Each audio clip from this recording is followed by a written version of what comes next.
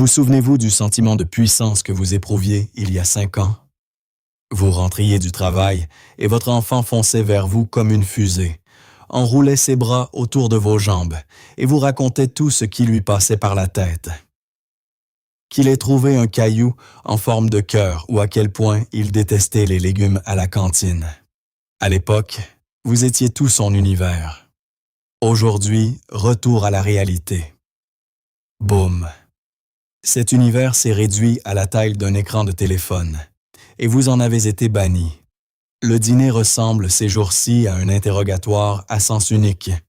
Vous demandez « Comment s'est passée l'école aujourd'hui? » Il répond « Normal. » Vous demandez « S'est-il passé quelque chose d'amusant? » Il répond « Rien. » Le plus effrayant, ce n'est pas qu'il vous réponde mal, c'est qu'il cesse de partager.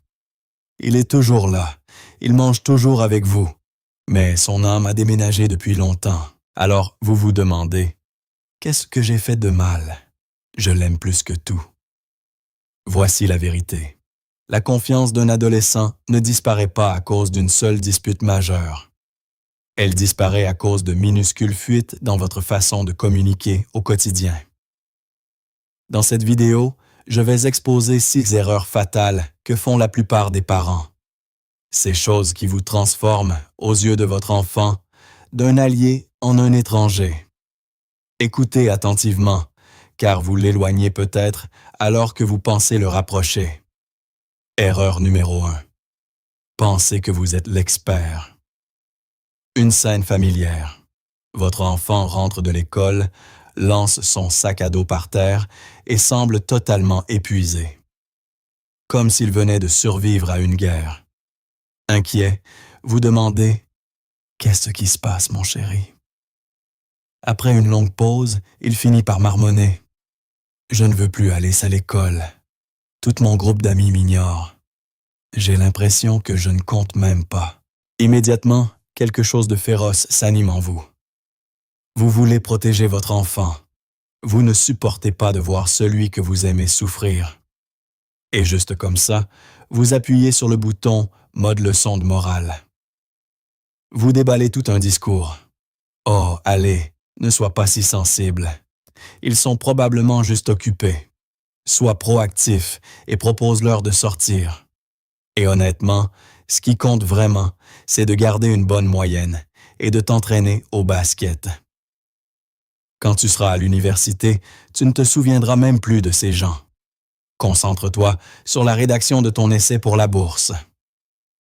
Dans votre tête, vous venez de donner à votre enfant une injection de vitamines surpuissante. Vous pensez le rendre plus fort. Mais en réalité, vous venez de verser un seau d'eau glacée sur la petite flamme de confiance qu'il essayait de partager avec vous. À 15 ans, le cerveau de votre enfant est encore principalement dirigé par son centre émotionnel. Quand il dit qu'il a l'impression de ne pas compter, cette douleur lui semble aussi immense qu'une catastrophe naturelle. Et votre solution? Elle ressemble à un manuel d'utilisation ennuyeux et sans âme pour une machine à laver. À ce moment-là, aux yeux de votre enfant, vous n'êtes pas un héros qui sauve le monde. Vous ressemblez plutôt à une publicité YouTube de 15 secondes sans bouton ignoré. Il a le cœur brisé parce que ses amis l'ont rejeté et vous arrivez avec une fenêtre contextuelle sur la pensée positive.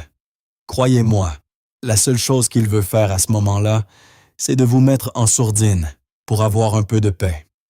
Votre enfant n'a pas besoin d'un guide touristique alors qu'il est en train de se noyer. Il a besoin de quelqu'un qui saute à l'eau et lui attrape la main. Quand vous donnez des conseils trop rapidement, voici ce que votre enfant entend. Mes parents pensent-ils que je suis stupide de ne pas avoir pensé à ces solutions moi-même? Ou pensent-ils que ma tristesse est agaçante? La prochaine fois, il se dira « Parler à mes parents ne fait qu'empirer les choses. Ils vont juste me donner une autre leçon de vie. » Alors, comment atteindre réellement votre enfant? Essayez de rester silencieux et d'être simplement présent. Au lieu de vous précipiter pour combler le silence avec des conseils, asseyez-vous à côté de lui et dites « Ça a l'air vraiment dur de se sentir seul. Si j'étais à ta place, Je me sentirais mal aussi si mes amis me traitaient ainsi. Ce seul moment de validation ouvre un espace sécurisant.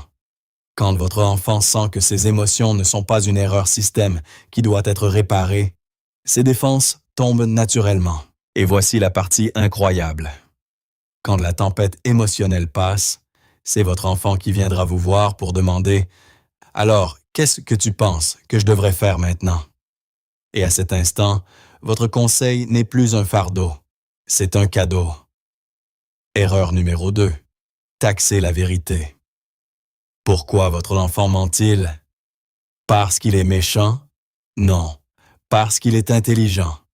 Votre enfant est un petit économiste brillant, effectuant constamment une analyse coûts-avantages. Votre enfant casse accidentellement l'écran de votre ordinateur coûteux. Il se trouve maintenant à la croisée des chemins. Scénario A et dire la vérité. Papa, j'ai cassé l'ordinateur par accident.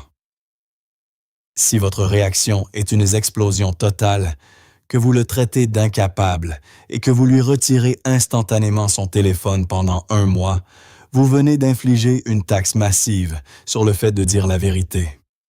Scénario B. Inventez une histoire. Papa, le chat du voisin a sauté et a fait tomber l'ordinateur. Et vous grommelez simplement un peu à propos de ce chat stupide. Du point de vue de votre enfant, le mensonge devient un mécanisme de survie logique. Vous ne pouvez pas tenir un bâton à la main et exiger en même temps que votre enfant soit assez courageux pour dire la vérité, car être honnête avec vous ressemble à un suicide psychologique. Sans le vouloir, nous formons nos enfants à devenir des agents doubles au sein même de leur propre foyer. Ils ne cessent pas de faire des bêtises. Ils cessent simplement de vous faire savoir quand ils en font. Beaucoup de parents confondent l'enseignement avec le fait de déverser leur colère. Quand vous déversez votre rage sur votre enfant au nom de la discipline, ce que vous lui apprenez réellement, c'est ceci. Maman et papa, ce sont un endroit dangereux quand je fais une erreur. Si vous voulez restaurer l'honnêteté, vous avez besoin d'une stratégie différente. Faites en sorte que la vérité coûte moins cher que le mensonge. La prochaine fois que votre enfant admet une erreur, exercez-vous à prendre une grande inspiration et à contenir votre colère. Dites quelque chose comme « Je suis vraiment contrarié pour l'ordinateur, mais j'apprécie vraiment que tu aies eu le courage de me dire la vérité. » Quand vous séparez le mauvais comportement de ce qu'est votre enfant, l'honnêteté ne ressemble plus à un piège. Devenez un partenaire qui assume ses responsabilités avec son enfant, et non un juge attendant de prononcer une sentence. Quand votre enfant voit que dire la vérité mène à des solutions et que mentir mène 3e erreur. Le piège du pas de mon temps. C'est l'un des plus grands fossés générationnels qui existent. Cela commence généralement par votre enfant qui soupire à cause de la pression scolaire. Et vous qui répondez par un long discours sur la difficulté de votre vie autrefois. De la pression? Quelle pression? Quand j'avais ton âge, nous n'avions pas Google Maps. Si je voulais aller quelque part, je devais utiliser une carte papier et me perdre pendant 1 heure. J'étudiais pendant la journée et je retournais des burgers pour le salaire minimum la nuit. Et j'ai quand même obtenu mon diplôme, avec mention. Aujourd'hui, tout vous est servi sur un plateau. Et tu te plains encore de la pression? Vous pensez peut-être que parler de votre passé va motiver votre enfant, mais en réalité, vous venez d'entrer dans une compétition où vous vous décernez la médaille d'or et enfoncez la douleur de votre enfant directement dans la boue. Vous comparez 2 mondes complètement différents. À l'époque, vos luttes étaient physiques. C'était le dur labeur de comprendre les choses et de survivre sans technologie. Aujourd'hui, les luttes de votre enfant sont psychologiques. Quand vous rentriez chez vous et fermiez la porte, le monde extérieur disparaissait. Mais pour votre enfant, avec un smartphone en main, la pression ne s'arrête jamais. Le jugement des réseaux sociaux, les images d'amis qui réussissent sans arrêt, les faux standards de perfection. Tout cela attaque le cerveau de votre enfant qui a 24 heures sur 24 et 7 jours sur 7. Il n'y a pas de véritable abri pour son esprit. Quand vous utilisez l'expression « de mon temps » pour rejeter les sentiments de votre enfant, vous envoyez un message clair. Ta douleur est insignifiante. Tu es trop faible.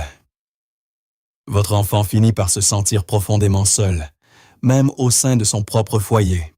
Il pense « Mes parents ne vivent pas dans mon monde. Ils ne comprennent pas la pression d'aujourd'hui, alors pourquoi même leur parler ?» Au lieu d'être un historien sévère, essayez ceci. Jetez la balance qui mesure la douleur. La douleur est subjective. La douleur de personne n'est plus légitime que celle d'un autre. Au lieu de ressasser votre propre passé difficile, regardez droit vers le présent difficile de votre enfant.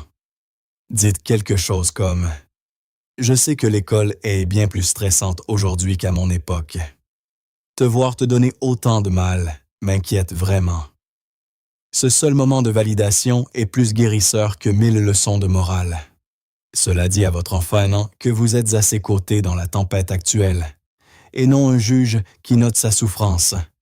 Quand votre enfant sent que vous comprenez vraiment sa pression, le mur entre vous et lui s'ouvrira naturellement pour laisser passer un chemin. 4e erreur. Transformer la maison en commissariat. Jetez un coup d'œil à votre historique de discussion avec votre enfant au cours de la semaine écoulée. Combien de ces conversations étaient composées de questions de contrôle? Tes résultats au SAT sont-ils déjà sortis? Comment s'est passé l'entraînement aujourd'hui? Es-tu dans l'équipe de départ? Où en est ton essai pour l'université? As-tu déjà postulé pour un job d'été à temps partiel? Si la plupart de vos phrases se terminent par un point d'interrogation, vous n'avez pas une conversation. Vous menez un interrogatoire. Vous vous souciez de la moyenne générale, des exploits sportifs, des heures de bénévolat. Vous suivez ces chiffres comme un courtier en bourse collé à son écran de trading. Mais vous avez oublié la mesure la plus importante de toutes, le sentiment de sécurité émotionnelle de votre enfant. Lorsque votre enfant franchit la porte, il cherche un havre de paix après une longue journée de combat dans le monde extérieur. Au lieu de cela, il est accueilli par un douanier strict, tenant un formulaire de taxe émotionnelle. Déclare tout. Qu'as-tu accompli aujourd'hui? Les adolescents sont extrêmement sensibles au contrôle. Lorsqu'ils sentent que vous ne vous souciez que des résultats et non de la personne qui se cache derrière, leurs défenses passent en mode verrouillage complet. C'est pourquoi les réponses sont toujours « oui, je sais, ça va ».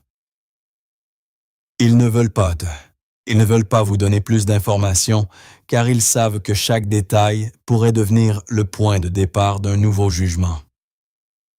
Vous êtes comme un système radar à la recherche d'erreurs. Qui a envie de s'ouvrir à un radar? Alors, comment briser cette atmosphère étouffante? Essayez la règle des 80 sur 20. Consacrez 80% de vos conversations à des choses anodines. Parlez à votre enfant de quelque chose de ridicule qui s'est passé au travail. Plaignez-vous des embouteillages d'aujourd'hui. Ou parlez d'une nouvelle comédie sur Netflix. Connectez-vous en tant que deux êtres humains égaux et non comme un manager vérifiant des rapports de progression. Lorsque votre enseignante ne vous verra plus comme un inspecteur toujours prêt à noter ses défauts, il se sentira en sécurité. Et une fois la sécurité établie, il s'ouvrira naturellement et vous parlera de ses notes ou de ses projets d'avenir sans que vous ayez à les lui extirper. 5e erreur. Le contrôle obsessionnel. Beaucoup de parents vivent avec une peur constante. Si je ne leur rappelle pas, ils vont l'échouer. Alors vous intervenez dans tout, de la coiffure de votre enfant, aux vêtements qu'il porte, en passant par le club scolaire qu'il devrait rejoindre. Vous pensez que vous les guidez, que vous les orientez sur le bon chemin grâce à votre expérience. Mais à l'adolescence, il existe un désir encore plus fort que la sécurité. Le désir de définir sa propre identité. Lorsque vous micro-gérez la vie de votre enfant, en contrôlant chaque petit détail, vous envoyez un message toxique. Nous n'avons pas confiance en tes goûts, ton intelligence ou ta capacité à choisir. Vous êtes comme un patron qui se tient derrière un employé toutes les 5 minutes pour lui dire comment taper au clavier. Le résultat? Cet employé devient soit passif, soit démissionne dès qu'il en a l'occasion. Les adolescents démissionnent en devenant silencieux ou en se rebellant discrètement. Ils porteront la tenue que vous détestez dès qu'ils quitteront de la maison. Ils fréquenteront l'ami que vous interdisez juste pour prouver que vous ne pouvez pas les contrôler. Plus vous serrez fort, plus ils luttent pour se libérer. Il est temps d'adopter un nouveau rôle. Passer du statut de PDG à celui de conseiller principal. Donnez à votre enfant de l'espace pour trébucher dans des zones sûres. Laissez-le choisir ses propres vêtements ou décider de la manière d'organiser sa chambre en désordre. Les petits échecs d'aujourd'hui sont de précieux vaccins pour l'avenir. Lorsque vous prenez du recul et respectez l'autonomie de votre enfant, quelque chose de magique se produit. Il ne s'éloigne pas davantage. Il revient vous demander conseil plus souvent car, désormais, votre conseil n'est plus une pression. C'est une ressource précieuse qu'il choisit de solliciter. 6e erreur. Violer l'accord de confidentialité familiale. C'est l'erreur la plus douloureuse et le moyen le plus rapide de détruire la confiance à tout jamais. Imaginez que votre enfant rassemble tout son courage pour vous confier son secret le plus profond, comme le fait d'avoir un béguin pour un ami. Il vous rappelle avec précaution « Papa, s'il te plaît, ne le dis à personne. » Puis, lors d'un dîner de Thanksgiving, vous l'évoquez négligemment sous forme de plaisanterie pour détendre l'atmosphère. Vous pensez « Ce sont juste des trucs de gosse, c'est juste pour rire. » Mais pour un adolescent, la dignité et l'intimité comptent plus que tout. Ce que vous avez fait est ressenti comme une trahison. Vous venez de prendre son monde intérieur pour l'utiliser comme assaisonnement dans les bavardages des adultes. Vous pensez n'avoir partagé cela qu'avec quelques personnes, mais aux yeux de votre enfant, vous venez de diffuser son secret en direct au monde entier sans aucune restriction d'âge. Vous avez violé l'accord de confidentialité le plus sacré et vous lui avez enseigné une leçon brutale. Ne plus jamais faire confiance à mes parents. La porte de sa chambre se fermera et cette fois, il installera un verrou invisible si solide que vous n'en aurez jamais le double. Alors, que faut-il pour devenir un coffre-fort sûr pour votre enfant? Traitez chaque secret que votre enfant partage comme un renseignement national hautement classifié. Gardez le silence, même avec vos proches parents, à moins que votre enfant ne vous en donne l'autorisation. Lorsque votre enfant sait que vous êtes un coffre-fort sûr, un endroit où il peut déposer ses pensées les plus embarrassantes, stupides ou vulnérables, sans crainte d'être jugé ou de subir des fuites, il vous remettra volontiers la clé de son monde intérieur. La confiance met 10 ans à se construire. Mais si vous tenez votre promesse aujourd'hui, la porte de la chambre de votre enfant commencera lentement à s'ouvrir. Être parent est le voyage le plus difficile sur cette planète. Nous commettons des erreurs parce que nous aimons trop nos enfants, parce que nous nous inquiétons pour leur avenir. Mais parfois, cette inquiétude se transforme en un mur qui sépare deux âmes. Votre enfant n'a pas besoin de parents parfaits qui ne font jamais d'erreurs. Ce qu'il veut le plus, ce sont des parents sécurisants. Sécurisants pour qu'ils puissent faire des erreurs sans avoir honte. Sécurisant pour qu'il puisse se sentir triste sans être comparé. Sécurisant pour qu'il puisse s'ouvrir sans que son monde privé ne soit divulgué. Si vous vous reconnaissez dans l'une des erreurs dont nous avons parlé, ne vous culpabilisez pas. La confiance est comme un arbre. S'il est desséché par trop de critiques ou de contrôle, vous pouvez recommencer à l'arroser avec de l'écoute, du respect et de la patience dès ce soir. Ne frappez pas à la porte de votre enfant pour l'interroger. Frappez pour l'inviter. Je pense aller faire un tour en voiture pour me vider la tête. Tu veux venir avec moi? Ou bien, il y a un nouveau film sur Netflix ce soir. Viens le regarder avec nous. Puis repartez. Pas de questions, pas de leçons, pas de pression. Juste la présence silencieuse d'un amour pur. C'est la première pierre pour reconstruire le pont vers le cœur de votre enfant. Quand votre enfant verra que votre port est vraiment paisible, il ramènera naturellement son bateau à la maison. Merci d'avoir choisi de m'accompagner aujourd'hui. Si vous avez trouvé cette vidéo utile, n'hésitez pas à la partager avec tous ceux qui pourraient en avoir besoin également. Et ne vous arrêtez pas là. Le monde de la psychologie a encore tant de choses à vous offrir dans la prochaine vidéo, où nous analyserons le fonctionnement réel du cerveau d'une manière que vous n'avez peut-être jamais entendue auparavant. Cliquez là-bas pour continuer à faire évoluer votre état d'esprit. Je suis Apex. Abonnez-vous à la chaîne et cheminez avec moi sur la voie de la connaissance de soi. À bientôt dans la prochaine vidéo.